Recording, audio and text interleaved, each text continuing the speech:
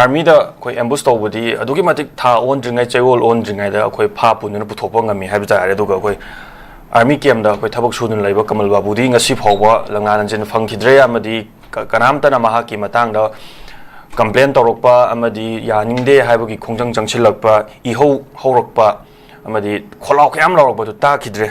haijaba tare oja koi army da koi attack torogana yam tuna koi chegol on dringai tha on dringai da phaba pun bajam ngame ada koi aru station koi manipur dagi wang mada haibza guwahati dagi phaba ni haina so koi paur su thambiri adubu army kem na koi thabak sunun laiba kamal babu di ngasi phawwa langal lanjin puthokidre masi imung manung laita lairagi sangga pangali jadabugi oi dori bra natraga koi lenga na masi dum tumina laigraga di dum laijagra jani haibagi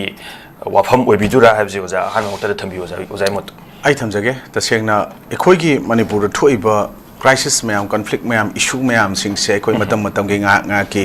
issue sing si yana ba government na silakpa magi keno thoksil khara da dum matam sang na chatab dum torga dum loisalaga tumina laisan gi ba aduga madugi langlang jin thiba phangda ba aduga madugi chap chaba justice phangda ba por oina ngasi phawda dum ekoi ngasi thengna dum lakpa se udaba nate aduga taseng na haraga di huje koina nambol ambush ki matang sida ekoi yam noning ba mayam ama ngasi chathare kai chathara puno ai matam da ekoi gi committee on tribal unity adagi even ato mayam amana tasengna haragadi moigi apex body mayam amana tasengna haragadi rakesho koina uri duneba nahan nungdang da koigi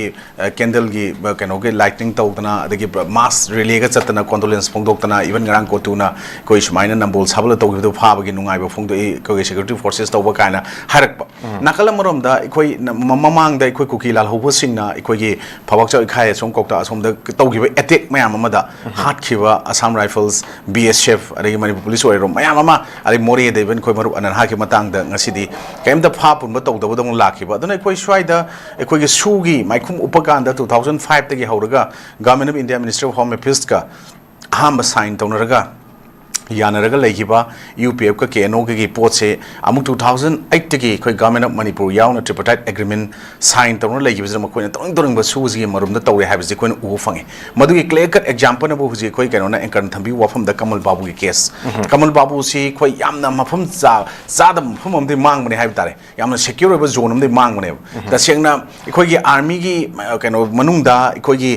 campus manungda magi supply of contractor ba Kamal Babu si kamaina koi gi lema army manung de kamai mangino haibsni sigi lema kong army gi sida maning the power ga chatli ba ekoi gi German road tiger road hari be ekoi gi kabupitu champur sambal lambian jigi pareng sida masida KNO UPF natraga atopa kuki lal hobo mayam natraga kuki lal hobo ga chamin re mayam singsina adum operator ga leire haib post ni swaida army gi leiba ekoi gi CCTV camera footage amata ngasi phau phang beleite camera mayam ji Kamal Babu mangi bdagi loima camera mamang mang dore haib de yadabra haib question mayam nang na ge swaida ekoi na ta sengna harega di camera fazana panba Kamal Babu changre habagi keno leiba tholok ke habagi keno leigi deba potu dadi aikoi army gi intelligence na traga to mayam ama leigre ko intelligence IB khangde SIB khangde CID khangde my concern jurisdiction no kon ba jaga da leiba mayam sing se amata ngasidi YL chigi chapchaba waruishin ama aduga justice phangi deba pot am khakti ngasi koina uraga lei aduba sumaina tawgi marak sidai koina hannambol gi se koina keno da leimara maning se koi kuki khulama tabani na kuki mayam no orongani na hujik still sing nei but madu PLN di claim tropo legite adubu army gi site gi madu ikoi kuidana ngarang nongni mamang da mi ama hana koi khulai manga troko konana kano sophisticated weapon manga troko konana pha bagi pot ama leigre adugi matung da mu ngarang Guwahati dagi anim pha dugo ahum sure nahan anim go phabra mi yam thuna yam phai bako ado particularly ekoni haijaba ekoi gi suspension operation su da leiba aduga hujik thoiba khusem gi irang haiba tare ko sigi manung si kari no si tholei pochena kum nei na matam da ekoi na hai hana gi former CM N war on drug taromba adagi koina illegal encroachers illegal immigrants mayam amana sing da popi tharak pochi yani yaro tawbuna bagi mukna ba makak leiba pochiga atoto mayam leigre ko adagi any cookie tribe delete to godabani haiba pot est list gi sumba mayam zagi ekoi seseng khusem gi irang am oibani haina ngasi koi mayam leinari poche sigi marum sida ekoina su kangu sin sathariba mayam unlawful activities adagi kidnapping extortion mayam sing adagi life ki adugumba threaten oiba yam terrorize oiba terrorist ki ek mayam sing si kaishu thawoidana thausadana ekoi gi Indian security forces singna leirabra haibagi pot mayam lei swais dai koina haijening badi Indian security forces singna armed forces special by 1958 ujik sing gi district sing ayam bada loina mak leirini masigi posi lokthokpuna te ngarang nan extend trobuda excluding 13 police station na manu kon ba district manga ge adu katang natana loina mak se dum leiri adu modu ai chap chana makhoi keno si exercise to budau dum na amakak lei adu handakti khara phaba pun bagi mami madi khara tarai ko adu bu suma mayam sing sta koina hygienic badi total discriminations against two communities as adu ga arum ayang leiraga thabak to budau no man ba mu u buse masi nungai tabum de phawi adu ga koina haijaba ekoi gi su da leiri ba natraga central paramilitary forces sing na security forces sing to post se valley gi lalo sing loishna ba pandam amakak union home minister Amit Shah na 2017 da thamgi ba wafam ko madu gi potu 2025 26 loishan ba haiba potu by late by 26 27 swaida loishan magi pandam amakak mana thamgi ba potu da madu gi potu gi part aduga process planning policy manung oibra aduna ekhoi gi sigi pot mayam sing ji takhaina ba torok haiba question mayam ama praja sing na hanari dan geopolitics adu du mayam ama hainari ba narcotics chathaba mayam sing sti ekhoi sin naina ru matam da ekhoi gi hojiki ambush to bune haiba da chena bune haiba nongala ga dum khudak ta kilometer 10 gi jaga da